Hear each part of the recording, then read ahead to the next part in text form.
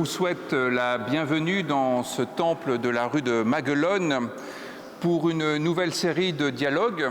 L'an dernier, nous avons exploré la liberté et cette année, c'est au tour de l'espérance.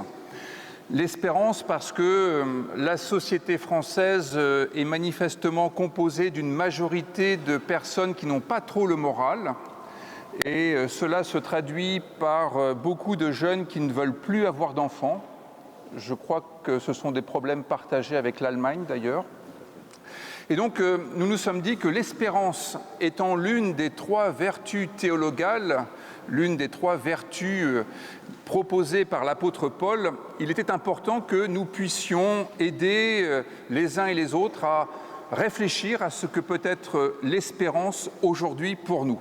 Et je suis extrêmement heureux d'accueillir ce soir son Excellence l'ambassadeur de la République fédérale d'Allemagne, Stefan Steinlein. Merci beaucoup d'être présent pour cette première série sur l'espérance. C'est une invitation qui a été rendue possible aussi bien par notre consul Roland Ikovics que Nadine Gruner, qui est la directrice de la maison de Heidelberg et avec laquelle nous avons beaucoup de relations très cordiales. C'est l'entente cordiale au sens strict du terme. J'ai le plaisir aussi de saluer Claire Hart et puis Valérie Rabault, qui est vice-présidente de l'Assemblée nationale avec la responsabilité des relations internationales et qui fait partie de l'Assemblée parlementaire franco-allemande et qui, de ce pôle de l'Assemblée nationale, met la relation franco-allemande. Alors, j'aimerais peut-être, monsieur l'ambassadeur, commencer par poser en quelque sorte le cadre de ce dialogue avec un constat que je trouve assez savoureux, c'est que d'une part, les relations franco-allemandes, c'est quelque chose que vous vivez personnellement depuis 33 ans, l'âge du Christ en quelque sorte, mais aussi du fait que vous avez un parcours assez singulier puisque vous avez eu une formation en théologie. Et ce dialogue que nous allons prendre ce soir, c'est une manière de réfléchir un peu à cette alliance de la carpe et du lapin. La carpe, c'est peut-être la théologie, très idéaliste, qui se fait toujours de grandes idées sur ce que doit être la paix. Et puis le pragmatisme du responsable politique, du diplomate, qui doit tenir compte de la réelle politique. Et donc, je me dis que, dans un premier temps, peut-être que vous pouvez un peu nous dire votre position et diplomate, et puis dire pour vous ce que signifie être ambassadeur de l'Allemagne en France au XXIe siècle, alors qu'il suffit pour un chef d'État de prendre son téléphone ou son ordinateur pour être en relation avec un autre chef d'État. Ce sont beaucoup de questions à la fois. Permettez-moi tout d'abord de dire à quel point je suis honoré d'être ici parmi vous. Et je dois dire que l'invitation à parler ici, dans cette communauté, dans ce temple, ça montre à quel point votre pasteur vous dit est prévoyant. Et je suis ici justement à cause de cette invitation, mais aussi à cause de la quinzaine franco-allemande d'amitié franco-allemande d'Occitanie. Donc encore une fois, je suis ici donc, à l'invitation du pasteur Woody, qui m'est parvenu déjà avant mon arrivée en France en été dernier, mais aussi qui est un événement unique en France qui réunit beaucoup d'initiatives franco-allemandes dans toute la région. Et malgré le fait que l'Occitanie est quand même assez loin de l'Allemagne, il y a beaucoup d'amateurs, des artisans, des partisans de la réconciliation franco-allemande ici. Et il y en a quelques-uns parmi nous que je salue en particulier. Donc, pour expliquer, d'être pasteur ou pas pasteur aujourd'hui, mais théologien et diplomate à la fois, je dois expliquer un peu d'où je viens. Je suis allemand, mais je suis allemand de l'Est. Et je viens d'une famille protestante de pasteurs. Mon père était pasteur et on a on était 4 dans la famille, 4 enfants, et 3 sont devenus théologiens. Et c'est dû au fait que je viens d'une famille qui était proche de l'opposition, où je n'étais pas membre de la jeunesse communiste à l'école quand j'étais jeune, et j'ai refusé le service militaire, et tout ça a amené une situation où je pouvais, avec des difficultés encore, faire mon bac, mais je ne pouvais pas faire des études dans une université d'État. Heureusement, il y avait en RDA des séminaires qui ont été créés pendant l'époque du Troisième Reich. La faculté protestante était très proche d'Hitler et où les contestataires au sein de l'Église confessante, a créé des séminaires indépendants. Et le séminaire où j'ai fait mes études était héritier en quelque sorte de cette tradition. Et comme l'Allemagne de l'Est, le parti communiste est-allemande, se voyait aussi dans la tradition de la lutte contre Hitler, ils ont laissé en place ces séminaires. Et ces séminaires, dont on avait 3 en RDA, où des gens c'était des endroits où on pouvait penser librement, où on pouvait discuter librement, où on pouvait se rassembler sous la protection de l'Église. Il y avait beaucoup des gens comme moi, donc des fils et des filles des pasteurs, je dirais peut-être la moitié, c'était des gens qui étaient dans mon cas, mais il y avait aussi d'autres gens qui voulaient échapper un peu de l'emprise de l'État et qui ne voulaient pas faire des proches du communisme où on a demandé quand même une confession de foi en quelque sorte pour l'idéologie communiste. Et donc, ces séminaires sont devenus des berceaux de l'opposition, surtout dans les années 80. Les églises protestantes, en général, est devenu l'espace où des groupes d'opposition pouvaient se rassembler. Ce n'étaient pas forcément des chrétiens, c'était des gens qui étaient engagés pour la protection de l'environnement, qui étaient engagés pour la paix, et l'Église a donné cet espace de discussion et de liberté. Et c'est pour ça que dans les églises, surtout l'Église protestante, l'Église catholique, pour des raisons qu'elle était beaucoup plus minoritaire en Allemagne de l'Est, les églises sont devenues les endroits où beaucoup de gens se sont rencontrés, qui après qui étaient les pionniers de la révolution pacifique de 89. Beaucoup d'études sont entrées en politique et mon directeur de thèse, qui était un historien d'église assez célèbre, est aussi entré après la chute du mur dans le premier cabinet des ministres indépendants et il est resté en politique. Et beaucoup d'autres gens avec lesquels j'ai fait des études sont devenus des hommes et femmes politiques et aussi beaucoup des collègues à moi sont entrés en quelque sorte dans la politique. Devenir ambassadeur de l'Allemagne de l'Est parce que j'étais le seul qui était proche de l'opposition et qui parlait un peu le français. Parce qu'avec une bourse du Conseil œcuménique des Églises, j'ai pu faire des études à Strasbourg, des études de 3e cycle dans le cadre de mon doctorat. Et donc j'étais là au moment quand le mur est tombé, j'étais en France, donc je me suis dit, bon, pourquoi je suis ici en France? Et au moment où des choses, après quelques mois, on m'a posé la question si je voudrais devenir ambassadeur. Et à l'époque, on a décidé d'envoyer encore des nouveaux ambassadeurs dans les capitales des grandes puissances occidentales, qui étaient responsables aussi pour les négociations sur la réunification, donc à Londres, à Paris, à New York. Et tous étaient des théologiens qui étaient dans la même situation que moi, qui étaient envoyés avec des bourses du Conseil œcuménique qu'on a demandé de devenir ambassadeur. Donc, juste pour expliquer pourquoi, pour moi, c'est une sorte de continuité.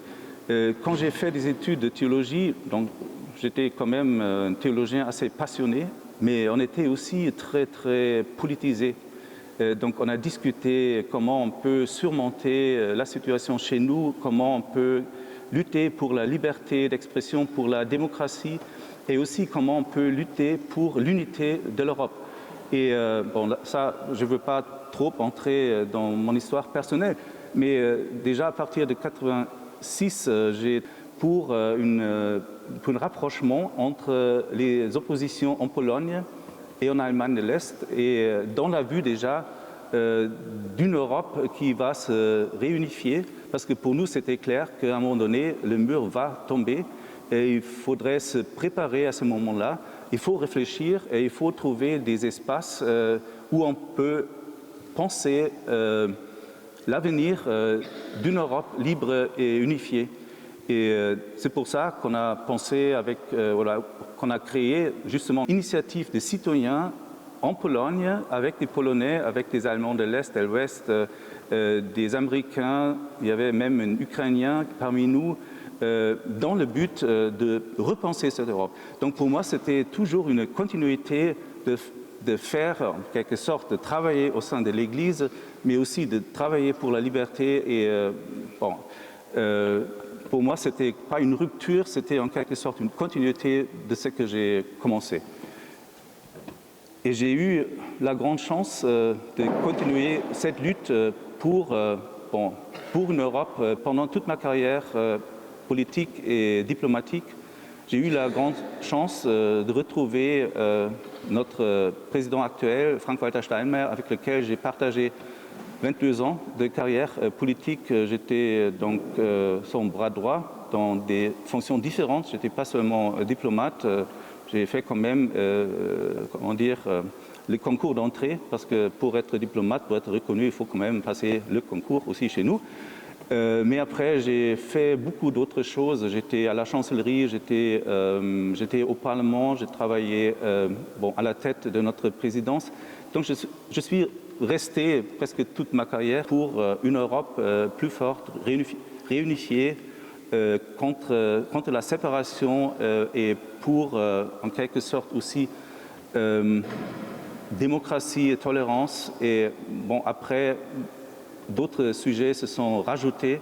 C'était plus tellement, pas seulement la réunification de l'Europe, le renforcement de l'Europe, mais aussi je me suis occupé du monde arabe après les attaques terroristes et tout ça. Donc j'ai commencé à réfléchir aussi sur d'autres sujets, mais toujours avec ce but de comprendre l'autre et de réunifier aussi les gens qui sont différents pour une meilleure compréhension.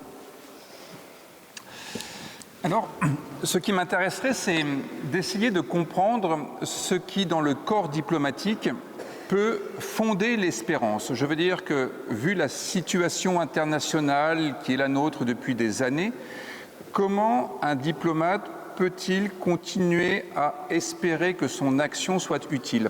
Je dis ça en pensant à ce qu'est la théologie. Au fond, on peut dire que pour un chrétien, notamment après ce qu'a écrit le théologien allemand Jürgen Moltmann, l'espérance se fonde dans l'événement de Pâques. La résurrection de Jésus-Christ, c'est notamment le dimanche matin pendant un culte, mais comment ça marche dans la vie quotidienne. Moi, j'aimerais aussi apporter mon témoignage personnel et vous dire à quel point l'affiche de ce soir est belle, plus que ce que vous ne pouvez imaginer. Il y a 80 ans, mon grand-père, qui vivait en Virginie, est venu en France avec quelques-uns de ses amis, en passant par la Normandie, pour aller vers l'Allemagne. De l'autre côté de l'Allemagne, il y avait son futur beau-père, mon arrière-grand-père, prisonnier dans un des sous-camps de Auschwitz. Et au fond, je suis né dans ce vieil de vin, on se disait toujours ça que les Boches n'auront pas. Vous voyez ? Et quand je me dis que ce soir, nous ne sommes pas Helmut Kohl et je ne suis pas François Mitterrand, mais il y a quelque chose de cet ordre-là, parce que pour moi, la théologie est ce qui m'a permis de passer du ressentiment et du désir de vengeance par procuration à la compréhension que si les parents ont mangé des raisins verts, les enfants ne doivent pas avoir les dents agacées, comme le dit le prophète Jérémie ou le prophète Ézéchiel, pas de responsabilité des béatitudes, à être artisan de paix, et à comprendre que celui qui se tient devant moi ne doit pas être tenu coupable de ce que les autres ont fait avant. Comment est-ce qu'un ambassadeur, lui, arrive à fonder son espérance? Est-ce que c'est aussi pour des questions théologiques ou est-ce que c'est pour d'autres raisons? Tout d'abord, un ambassadeur ou un diplomate, c'est un gens comme vous. Donc, on est tout d'abord une personne qui a ses craintes, qui a ses espérances. On n'est pas différente des autres. On a un travail, comme vous avez un travail. On a peut-être pour négocier, pour parler, pour comprendre, pour traduire une position pour quelqu'un qui pense différemment. Et ce qui est pour moi très important, cette notion de traduction. On est des traducteurs en tant que diplomates. Tout d'abord, il faut comprendre l'autre et après, il faut expliquer aussi sa propre position. Mais bon, la foi, c'est quelque chose qui va, qui vient. Et bien sûr, je suis profondément teinté par la formation, par ma famille, qui était une famille très croyante. Et pour moi, bien sûr, il y a une façon de voir le monde qui est influencée profondément par la tradition familiale de foyer protestant. Donc je ne peux pas faire abstraction. Je me demande parfois pourquoi je suis quelqu'un qui est profondément optimiste. Je suis profondément optimiste, je suis aussi réaliste. Mais pour moi, j'ai aucun problème de recommencer toujours. Je ne suis pas déçu, je ne suis pas morose, je ne suis pas pessimiste, même s'il y a beaucoup de raisons pour être pessimiste. Mais pour moi, c'est complètement clair qu'il faut être positif, il faut aller en avant. Et vous parlez d'espérance. Et pour moi, l'espérance, en quelque sorte, c'est quelque chose de beaucoup plus important. Parce que la foi, c'est donc le travail pour quelque chose qu'on ne connaît pas encore. Et pour moi, c'est extrêmement important de faire toujours ce bon dans l'inconnu. Et pour moi, la foi, c'est le fondement qui me fait penser que je ne tombe pas dans le vide. Donc, je peux m'avancer, je peux me questionner, je peux poser des questions, même si je n'ai pas de réponse. Et je n'ai pas beaucoup de réponses très claires sur ce qui va se passer dans notre monde. Mais je sais que je suis quand même ce qui nous amène vers un avenir meilleur. Et je pense toujours à ce mot de Luther, mais si je peux citer Luther ici. Donc même si demain c'est la fin du monde, aujourd'hui je vais encore planter un pommier. Et donc je planterai toujours un pommier. Oui, donc finalement une espérance qui se fonde sur cette conviction qu'une réconciliation est possible. Nous avons réussi à réconcilier la France et l'Allemagne. J'aimerais interroger la question de la paix, parce qu'en fait, évidemment, quand on est chrétien, on se dit la paix, c'est un idéal et tout le monde doit converger par la paix. Moi, en tant que théologien, j'aimerais remettre cela en cause et me demander si la paix est vraiment un objectif. Je pense à Jésus qui est venu en disant « Je ne suis pas venu pour apporter la paix, mais l'épée ». Je me suis demandé souvent ce que ça pouvait bien signifier alors que tout le monde dit « il faut la paix, la paix, la paix ». Et ces temps-ci en France, on entend beaucoup de gens qui disent « il faut la paix, le cessez-le-feu et la paix, la paix ». Je constate que les évangiles montrent le dos d'un bouc émissaire, que parfois Hérode et Pilate deviennent amis alors qu'ils étaient ennemis sur le dos de la victime innocente, Jésus. Et je me demande si, bien souvent, la diplomatie ne se fait pas par des sacrifices et que la paix n'est pas finalement une manière de sacrifier des populations, des intérêts au profit d'intérêts nationaux.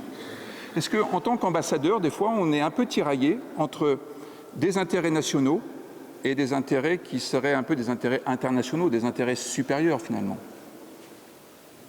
Et ça ne m'est jamais arrivé. En fait, qu'est-ce qu'est la paix? La paix, ce n'est pas l'absence du conflit. La paix, c'est quelque chose qui est le résultat d'un conflit. Et je ne suis pas pacifiste. J'ai dit tout à l'heure que j'ai refusé le service militaire obligatoire en Allemagne de l'Est. J'étais jamais pacifiste. Je l'ai fait parce que je ne voulais pas tirer sur ma famille, parce que toute ma famille était de l'autre côté de la frontière. C'était inimaginable de lutter pour un régime que je détestais. Moi, c'était impensable et je n'étais jamais pacifiste. La paix, si je dis la paix, c'est le résultat d'un conflit, bon, c'est Héraclite, on essaie. C'est aussi la vérité. La vérité, c'est jamais quelque chose qui est donné. La vérité, c'est le résultat d'une réflexion. Et la vérité, c'est quelque chose qui émerge dans une situation. Et la paix, c'est pareil. L'état naturel, en quelque sorte, c'est la guerre, c'est le conflit. On vit toujours en conflit. On n'est pas en paix avec nous. Peut-être ici, tout le monde est en paix, mais j'en doute. Donc, même dans la famille, c'est quelque chose qui doit se créer de façon quotidienne dans chaque situation. Et comme la vérité. Et pour moi, la vérité, c'est quelque chose qu'on doit créer à chaque moment. Et donc, si vous dites, en tant que diplomate, on veut maintenir la paix au prix de la souffrance des grandes parties des populations, oui, ça peut arriver, mais ce n'est pas la vraie paix. Donc c'est une fausse paix. Il faut surmonter cette tension entre cette fausse paix et le fait qu'il y a quand même les conflits à côté. Je continue quand même sur cette question-là parce que je constate que quand Jésus dit « Je vous donne la paix, non pas comme le monde la donne », il y a justement ce que vous dites. Il y a la vraie, quelque chose qu'on impose.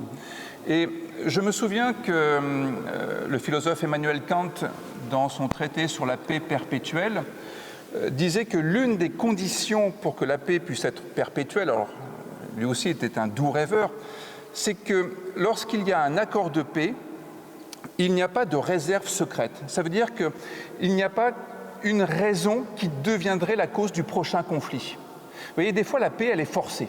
On impose la paix à une population et en fait, en imposant cela, on prépare le conflit suivant. Et est-ce que parfois la diplomatie n'est pas quand même à court terme d'imposer la paix et de créer les conditions de la future guerre? Si on est lecteur de Hegel, on sait que c'est absolument le cas.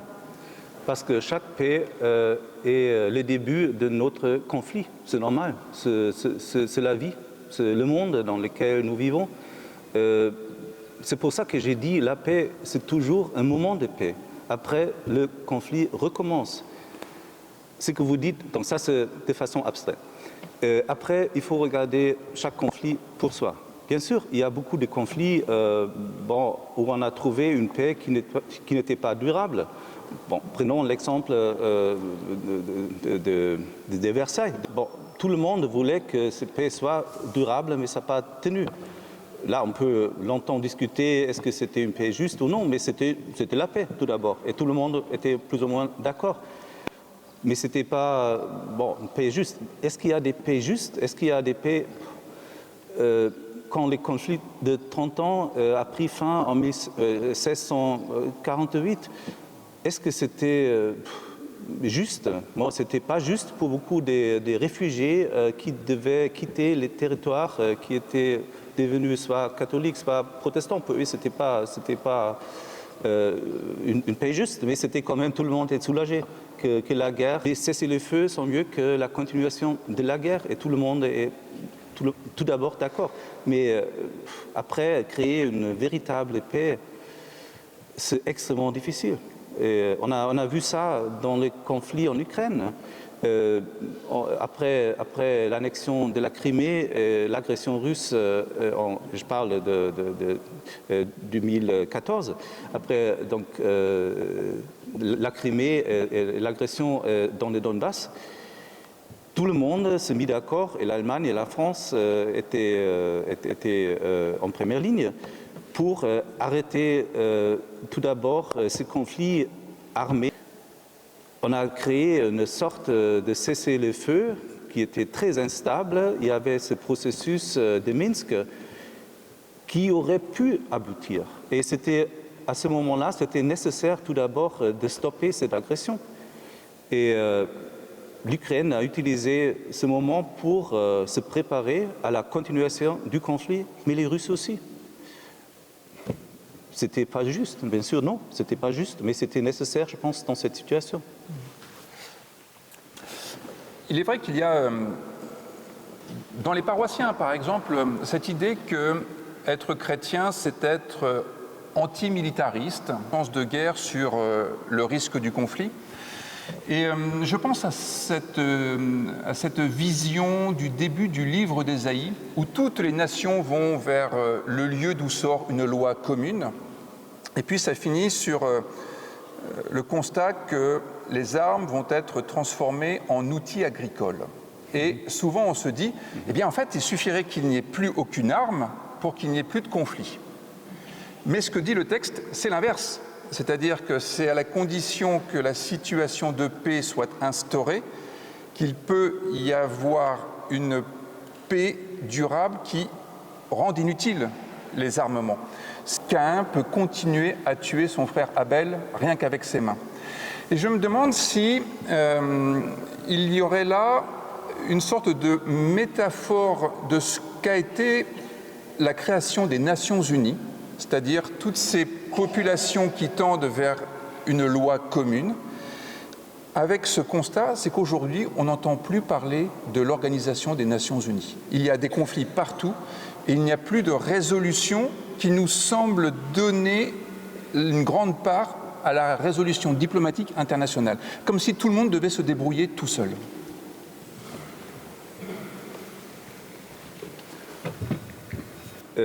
Mais le Conseil de sécurité auquel on pense en premier lieu ne fonctionne pas. Il ne fonctionne pas parce qu'il y a ce droit au veto pour les puissances, pour les grandes puissances, et qui utilisent ce veto où ils bloquent le Conseil de sécurité avec la menace d'utiliser le veto. C'est un fait. Et ça va continuer parce qu'aujourd'hui, on voit que le conflit entre les grandes puissances est en train de monter encore d'un cran. Donc, je ne vois pas que le Conseil de sécurité va fonctionner mieux. Est-ce qu'il faut abolir pour ça le Conseil de sécurité ou les Nations Unies? Non, bien sûr que non. Parce qu'ils incarnent quand même cet espoir de notre monde, d'un monde où on respecte le droit international.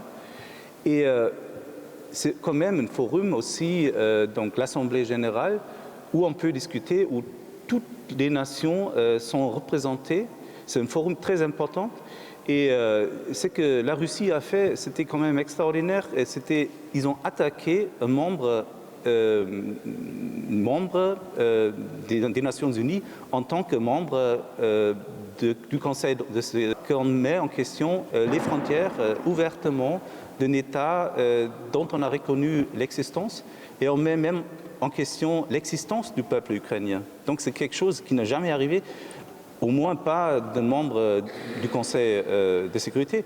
Mais je pense qu'il faut quand même continuer à maintenir le droit international. Il faut travailler pour que ce droit international soit respecté par chacun. Donc bien sûr, les Nations Unies sont impuissantes dans bien de regards aujourd'hui, mais ce n'est pas une raison pour abandonner cette idée. Vous avez donc cité Jean Calvin.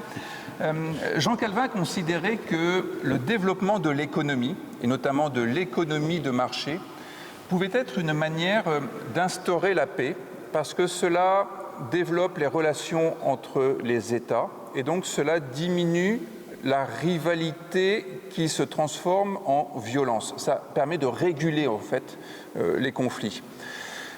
On pourrait se dire que le grand marché international est au contraire ce qui provoque la guerre. J'aimerais votre expérience, parce qu'on a beaucoup parlé du gaz russe, et je me demande si l'économie n'est pas ce qui veut dire par là que, oui, bien sûr, nous avions des intérêts, peut-être l'Allemagne plus que nous, avec la Russie par rapport au gaz, et tant mieux, parce que ça a évité l'escalade. Si nous n'avions plus rien en commun, eh bien, peut-être que la violence aurait été plus forte plus rapidement. Est-ce que vous partagez le fait que l'économie de marché pacifie le monde ou au contraire, est-ce que c'est un facteur plutôt aggravant?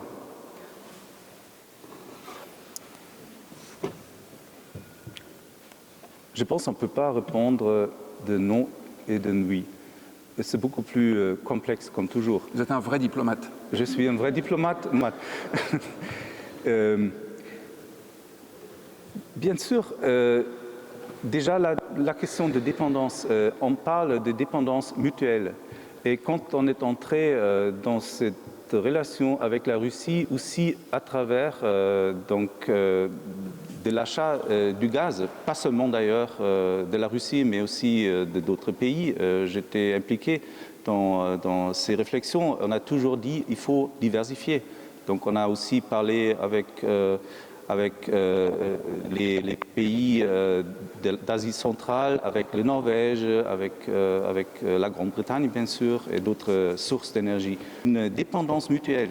L'idée, c'était de créer un partenariat de modernisation, parce que la Russie, bien sûr, a du gaz et d'autres matières premières, mais elle a aussi besoin du savoir-faire de l'Occident. Et à un moment donné, je pense, cet espoir n'était pas son fondement. Mais ça n'a pas marché, finalement. Et bon, c'est malheureusement le cas, et je pense tout le monde souffre, et les Russes, les pauvres Russes, tout d'abord. C'était quand même l'idée de la démocratisation aussi de la Russie à travers des échanges en tête, mais aussi un échange entre les citoyens. Donc on a fait beaucoup pour les échanges de jeunes entre la Russie et l'Occident, tout ça. Donc c'était toujours une approche un peu plus complexe qu'on le dessine aujourd'hui.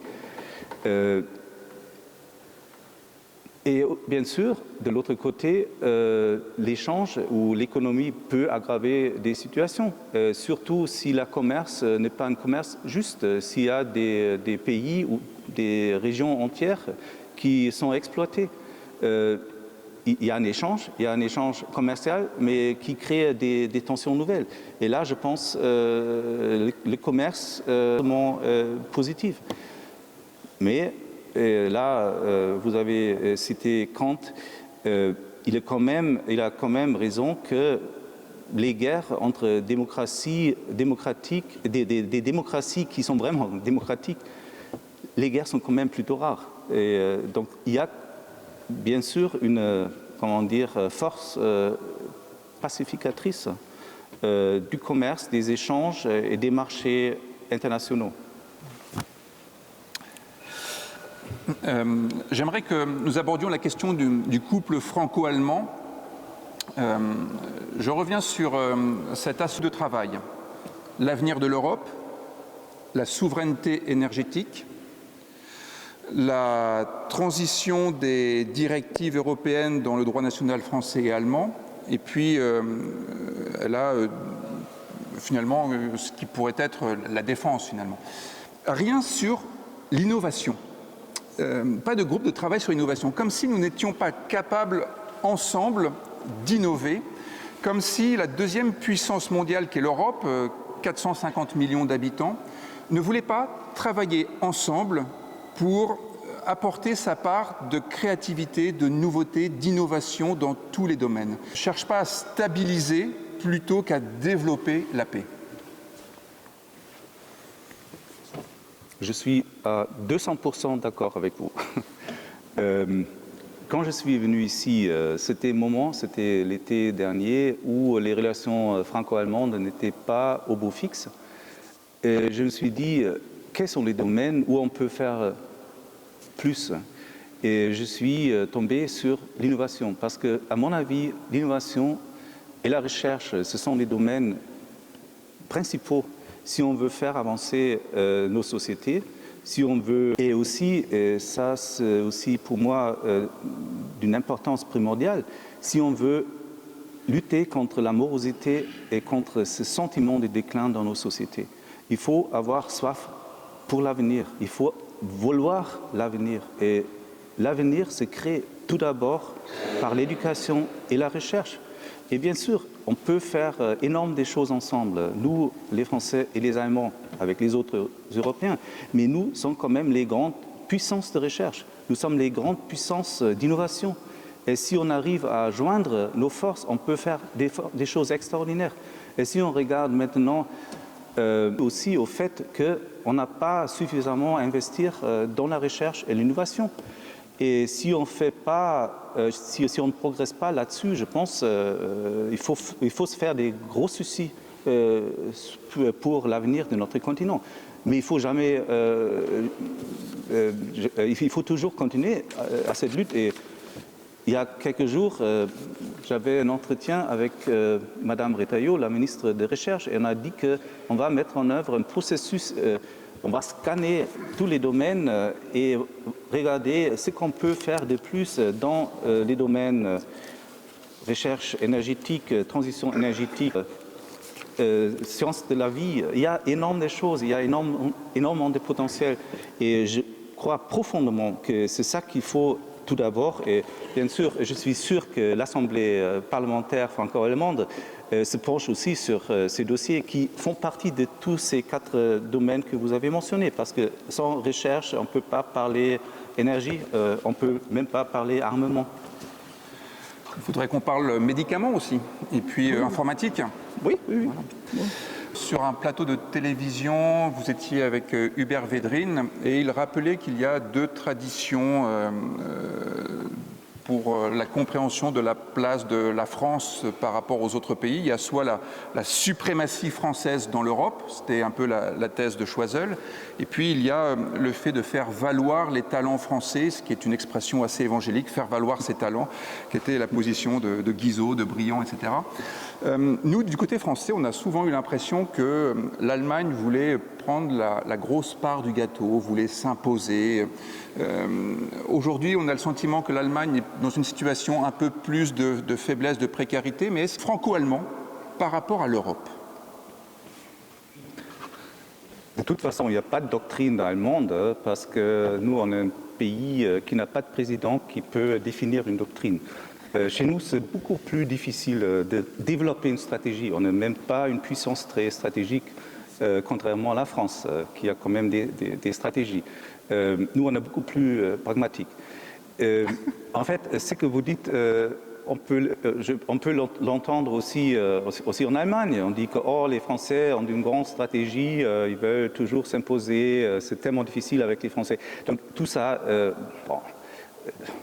on entend ici, on entend les diplomates, et tout d'abord de déconstruire un peu les narratives et de trouver le noyau peut-être aussi de vérité dedans, et après construire des narratifs un peu plus constructives. Ouais. Alors, je vous propose que nous passions à la deuxième partie de notre soirée. Il nous reste une demi-heure. Ça va être la parole à vous. Pascal Soula, notre secrétaire, va faire passer le micro. Il suffira que vous leviez la main pour qu'elle vienne vers vous.